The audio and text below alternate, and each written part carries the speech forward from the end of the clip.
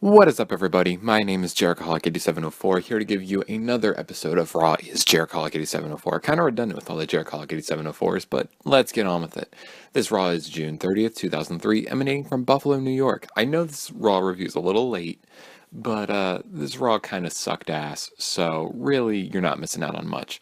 Really, the only good things about the show was the main event. I liked the main event, and the opening segment was so bad, it was good. So, other than that, nothing worth seeing on this. But before anything started on this show, we had a video recap of Kane's unmasking from the previous week. The only thing to note here is during the recap of Kane's unmasking, Kane unmasks his face and Kane turns around and then they show his face through a fisheye lens, so his face is all distorted, and then there's this weird old man screaming. He's kind of just as Kane reveals himself, so I thought that was kind of funny.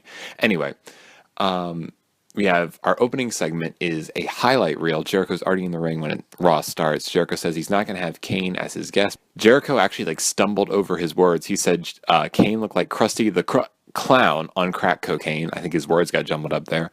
Jericho says he's not about the ugly, he's about the beauty. Jericho's guest star is then revealed to be Stacy Keibler, but Stacy comes out with Scott Steiner as well. Jericho's all salty that Steiner comes out with Stacy. Scott Steiner removed a garter belt from Stacy as part of their entrance, which was disturbing. Jericho says Stacy's legs are off the hizzle and yells at Steiner to get out of the ring. Steiner says he stays or takes Jericho's Jiffy Pop jumpsuit and shoves it up his ass. Jericho shows Stacy pics from Stuff magazine, a little photo shoot she did back in the day. Jericho wants to know if what's Stacy doing with King Arthur. That was a great line.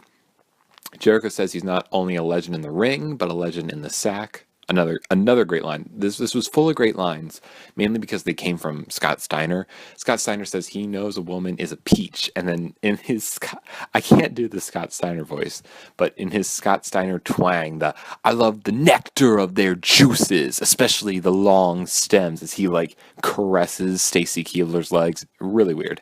Also, Stacy Keibler, man, her delivery was so bad, and she stuck out like a sore thumb in this whole segment, because you have Jericho, who's actually good on the mic, and then Scott Steiner, who's so insane that his delivery is hilarious. So Stacy says she loves the way what Steiner does with her hips and her lips, but she was like, I love what the big booty daddy does with my hips and my lips. It was just so corny, so bad. And she says the only thing legendary about Jericho is how legendarily small his penis is. Now, the delivery was horrendous. She was like, Jericho, the only thing legendary about you is how small your penis is. She said it just like that. But what made this great was Steiner died. Steiner acted as if this was the funniest thing in the entire world. He was rolling on the floor. He freaked the fuck out. So Jericho says he has another guest. It's Test. Test's music plays, and Jericho goes to attack him. So they double team Steiner for a bit, but Steiner makes a comeback and throws both of them out of the ring. And this was the best part of the show. Steiner starts throwing all the highlight reel shit outside towards Jericho. He throws something at Jericho, and then Test is trying. I'm sorry, I can't do this. Test is trying to not get hit by something, and the camera pans over to Test, and Test is bobbing and weaving, trying to measure Steiner's next move. You need to go back and watch this opening segment. Test is he's just I don't even know, he's pivoting back and forth. He has no idea what he's doing. It's hilarious. And then Bischoff's music hits, and the production truck does not cut to the right camera, so for a second, as Bischoff's entering the ring, it just pans to a bunch of random fans. Bischoff says Stone Cold will not be on Raw and that he's running the show, and Bischoff announces a match for tonight, Stacy and Steiner versus Test and Jericho. Test gives him a thumbs up, and that was the end of that segment. So bad it was good. I mean, Jericho was fine. Stacy's delivery was awful. Scott Steiner is so bad on the mic that he's good. Test's horrendous bobbing and weaving to try and dodge the chair that was being thrown at him was hilarious, and everything about that was great. Then we had Lance Storm versus Goldberg. They came back from commercial, and Lance Storm was in the ring reading his promo off an index card. He says the definition of boring is something that implies discontent. Goldberg's music hits. Rodney Mack, however, attacks Goldberg from behind. Goldberg gets whipped into the corner by Mack and then just no-sells it and hits a spear. Storm sees this and runs away. Goldberg just taunts him a little bit and then hits a jackhammer on Rodney Mack. Nothing of note. Then we had a backstage segment with Bischoff and Kane. Bischoff tells him not to be angry since it was RVD's idea for Bischoff to make the stipulation that Kane takes off his mask if he loses that match with Triple H. Kane says he will not go out in front of the people. He keeps nodding no to all of Bischoff's offers. Bischoff even offers him a title shot, which Kane also says no to. Bischoff says people will think he's some kind of monster, so if he's going to give the title shot to RVD. Bischoff says if Kane does not go out tonight, he will be fired. Then we had a 7-woman battle royal for the women's championship. Gail Kim made her debut to no reaction. I can't blame the crowd. I mean, they really didn't hype up Gail Kim all that much. They gave her those highlight packages, but I really don't think a lot of people knew who Gail Kim was. Then Ivory was eliminated from a slingshot from Molly Holly. Earlier in the match, I should note, I think it was Ivory. She hit Jazz with a super kick, and Jazz basically was unconscious, and they carried her out of the arena. Apparently what had happened was, I looked at this because I was genuinely curious as to what happened to Jazz. Apparently she had bone chips in her shoulder or something, and she needed to have surgery. So this was their way of, getting her off TV. Victoria then eliminates Molly Holly and Jackie, and then it comes down to Trish, Victoria, and Gail Kim. Victoria slingshots Gail Kim into Trish, which causes Trish to fall off and get herself eliminated. Gail Kim head scissors Victoria over the top and wins the title, and a pretty good pop, actually. People got into it at the end. I guess, it's the nice, her debut match, she gets the title. So, it was fine. Star and a half. Battle Royals are never really all that good. They're fun, but they're never good matches. But I had fun with it. I really didn't care about it, though. Then we had the IC title match, Booker T versus Christian. Christian attacks Booker T during his entrance. Booker eventually turns the tables, and then King gets mad. Oh my God, King's commentary just constantly pinning down Booker T. It got annoying after a while. Both of them brawl in the crowd. Raw goes to commercial break. The match is back on track with Booker gaining offense. Christian gets the heat, and Booker makes small comebacks. Christian tries to go for a double axe handle, and Booker hits a picture-perfect heel kick. I will say that is one thing that I really noticed about this match that I did like.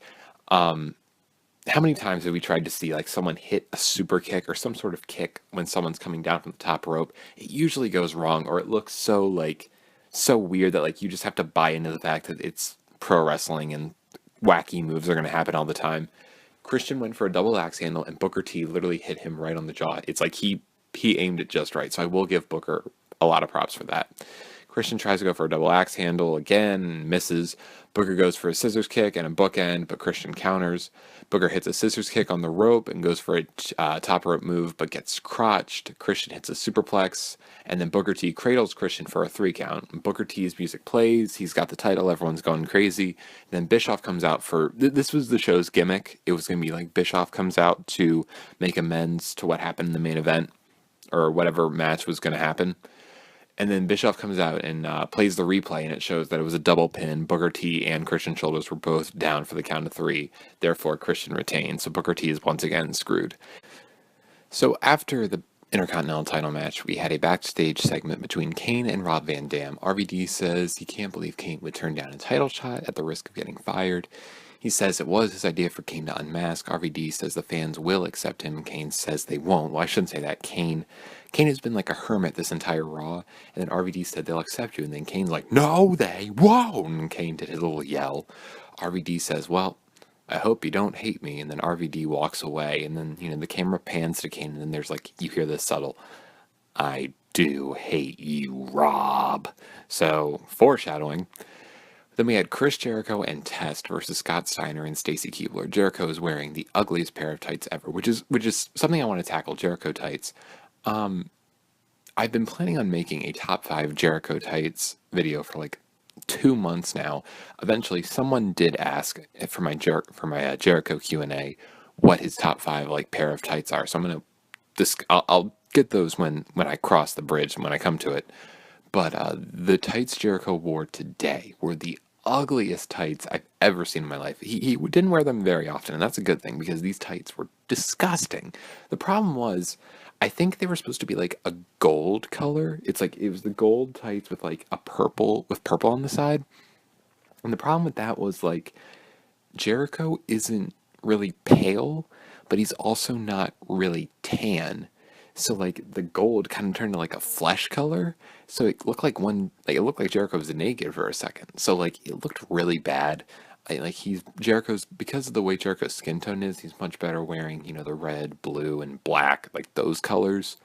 But yeah, because again, Jericho isn't, he isn't tan, and he isn't like a darker skin. Like he's not like black or anything. He doesn't have like dark skin.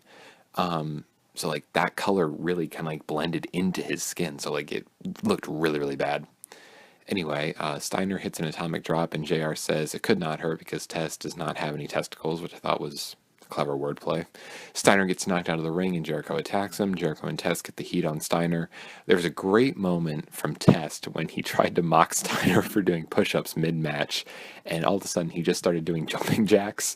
Like he hit like a suplex on Steiner, and Steiner's selling, and Tess just starts doing jumping jacks in the middle of the ring, and it looked totally ridiculous. I have to say, I know I said Jericho and Christian were the stars of Raw, but Test is also up there. Test has made me laugh every time. He's like, I think he's supposed to be like a douche, but the way he's been playing his role is he's just the funniest guy I've ever seen on Raw. This guy is fantastic. So Test really made me laugh. And then Jericho tags Test. Steiner hot tags himself. Test gets crotched, and then Stacy bounces the rope. Jericho and Test double team Steiner. The ref DQs them. Bischoff restarts the match and says it's no disqualification. Jericho then hits Steiner with a chair right in the face. Test then forces Stacy to tag in.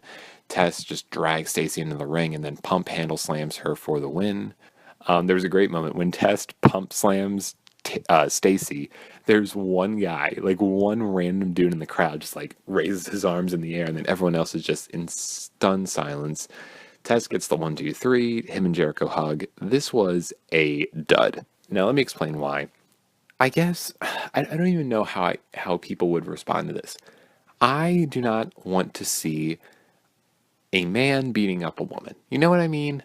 Like, and maybe if it's like someone like China or like a really accomplished female wrestler, I guess I'd be okay with it. I wouldn't prefer to see it.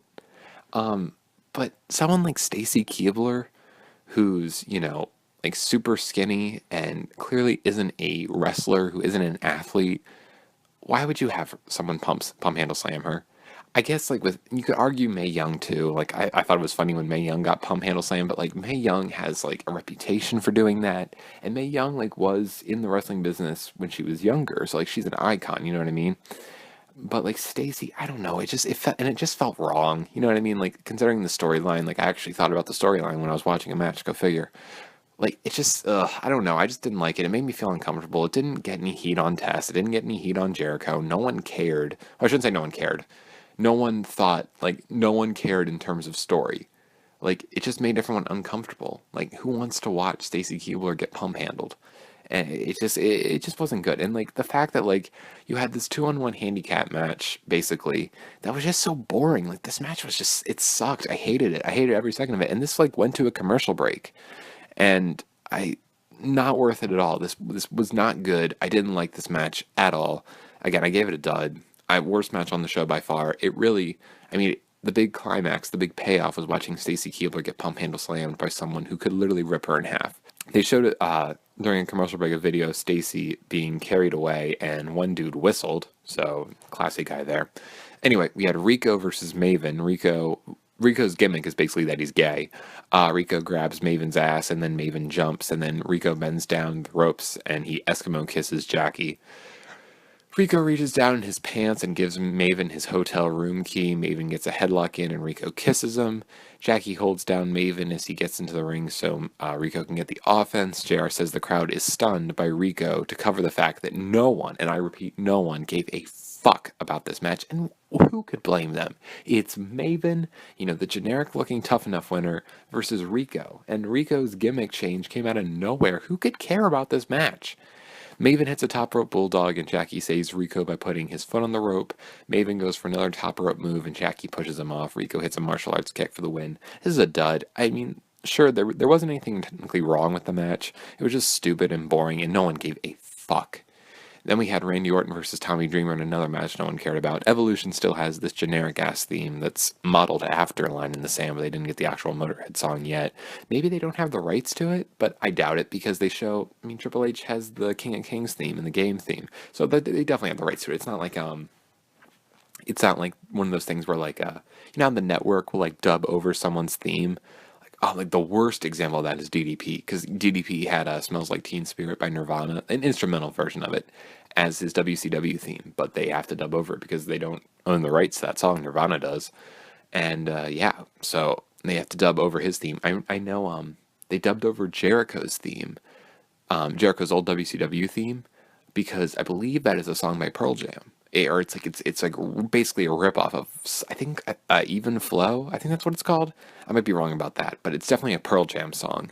So they had to they put in basically his WWE theme over his WCW stuff, and that's network exclusive. So just one thing I noticed, but I doubt that's the case because they have other Motorhead songs, so why not this one? I guess it was just what they used at the time, although I do not remember that Evolution theme at all. I always remembered the Motorhead one. So Evolution still has their generic-ass theme. The two lock up for about 5 years. Orton slams Dreamer into the steps and beats him up some more. The crowd just is silent. They don't care at all, even less than the Rico match, if that was possible. Dreamer makes a comeback and people just don't care. There's a faint, not so lengthy EC-dub chant. I think it was like 6 guys who were probably, 2 or 3 beers in, and they just thought, what the fuck, let's cheer for ECW because nothing else is going on in this match. Flair pulls Orton's foot under the rope. Dreamer notices and tries to cane Flair with a kendo stick. And then we had Orton sneaking up on Dreamer to hit the RKO for the win. Quarter of a star. Who gives a fuck? Then we had a backstage segment with Bischoff and RVD. Bischoff wants to know what RVD's attitude's for. RVD says he's just using Kane's unmasking for ratings. Bischoff says it's RVD's fault, and the two walk away. I will also say this about RVD. One of the worst actors on the show. His character was always that he was kind of like the stoner, like the dude type of stoner, but they really just needed him to go out there and be himself. I remember RVD was talking about that in his U-Shoot, when he was talking about how he got mad at Jericho and Johnny Ace when they were trying to get him mad, and RVD was like, that's not me, and I think about that a lot, and it's like, well, it might not be you personally, but you as a character can get mad. I guess that's my theatrical background talking. He tries to act like something's bothering him, and RVD is just not a guy that gets bothered, and just his lines were just so bad. It was like, you know what, Eric? You're just using Kane's unmasking as ratings. And then it was so bad. So then we had another backstage segment. We came back from commercial, and then Bischoff and Terry Runnels are in Bischoff's office. And he says Terry needs to go get info from Kane or she's fired. And Terry's like, well, I don't want to go in there. And he's like, well, too bad. Then we had La Resistance versus the Hurricane and Spike Dudley, or should I say La Resistance? I still find that funny from a couple weeks back, but anyway. Dupree does the French tickle thing, and then Hurricane does it. Spike Dudley does some moves to La Resistance. King said, have you tried Spike's new cookies? And I was confused until I realized this was a Keibler Elves reference. The crowd was booing, and they were chanting boring. Spike was drop-kicked all the way to the floor, and it looked like hell. Spike tries the Dudley Dog and gets hit by La Resistance finisher, which I thought was actually a pretty cool counter. It still doesn't have a name. I don't think they ever came up with a name for La Resistance finisher. It's like both guys hook a leg and basically just do like a slam or something. They never came up with a name, but it was a cool counter from the Dudley Dog to the double team move, which I thought was cool. Then we had a backstage segment. Terry slowly walks into the room where Kane was, and she tries to find him, and she can't. So Kane has escaped from his, boiler room. Then we had our World Heavyweight Championship match, Triple H versus Rob Van Dam. Triple H gets a cheap shot on RVD for the match to start. RVD fights back and gets cut off by a high knee. Both of them go back and forth. RVD gets a bunch of kicks in. RVD hits a big moonsault on the outside. Flair comes out to the ring before the commercial break. RVD is still beating the shit out of Triple H. Triple H gets a chop block and then starts working over the knee. He puts on an Indian Deathlock, so I'm always going to mark it. I love the Indian Deathlock, one of my favorite moves. Always mark out for it, but the problem was it was on forever. And then RVD broke it, and then Triple H decides to then put on a figure 4 leg lock, which just killed the crowd even more. The crowd started to look at something off camera, but they never panned to it. So maybe it was Flair doing something, or maybe a fan invaded. Because usually when fans invade, they always try to, get away from that, especially on the network. When they have the power of editing, they can, use different camera angles so nothing gets seen that isn't supposed to be seen. So I don't know what happened there. So RVD reverses the pressure of the figure four. Flair causes some sort of shenanigans on the outside of the ring. RVD slingshots Triple H into the turnbuckle. RVD then hits a massive frog splash. It looks like it sucked for Triple H. RVD bounced off of him. It looked brutal. RVD goes for the cover, but Flair breaks it up for the DQ. Bischoff once again comes out and restarts the match under no DQ, and Triple H tries to hit RVD with a chair, but RVD kicks the chair in his face. And then RVD tries to drag Triple H's limp body into the ring. Bischoff says, "Hey, this is false count anywhere. You can pin him right now." RVD hits a standing moonsault and then goes for the cover. The ref slowly counts, and what was great about this moment was the ref hit 1, and then he turned his head. 2, and then he turned his head. And what I realized, what you couldn't see off camera, was Randy Orton was running down to the ring for his invasion into the match, and the ref was checking to see where Randy Orton was. So I thought that was kind of funny. So Orton tries an RKO, RVD kicks him, and then RVD throws Flair into the post. Triple H and RVD fight on the stage. Triple H goes for a pedigree, but then gets backdropped and then rolling thundered onto the stage. Orton and Flair attack RVD. Triple H gets a belt shot, and then Triple H hits a massive DDT on the stage to win. I'll go 2.5. It had a good beginning and a good end, but the middle was kind of lacking. It was a good main event. I can't, knock it too much. It was fine. And then Kane comes out, and Evolution scoots away in fear. They didn't get up and run. They just kind of sat on their asses and kind of scooted back, except for Flair. Flair decided to do he rolled around and then got up and then started flailing about, and then he got in front of the camera for a split second and just kind of shook his head a bit in front of the camera. Flair's always doing great stuff. Kane goes after Van Dam, and Bischoff, who was still standing outside, slowly walks towards the stage to get in position for his crash pad. Kane chokeslams him off the stage, and it looks like Bischoff smacked his head on the back of a table, so that looks like it sucked for him. And Bischoff took a pretty good fall off the stage, and then the camera decided to zoom in on Kane's face to the most uncomfortable of degrees. So that was the end of Raw. Overall, the main event was fine. I liked the main event, and the opening segment, the highlight reel, was so bad it was good. Other than that, you had nothing on this show. This show was stupid. I hated it. It sucked. And even if, I bet this review came out awful. 1, I've been sick. 2, it's the 4th of July. I've been really busy. And 3, I just did not feel motivated to review this Raw because it sucked so damn much.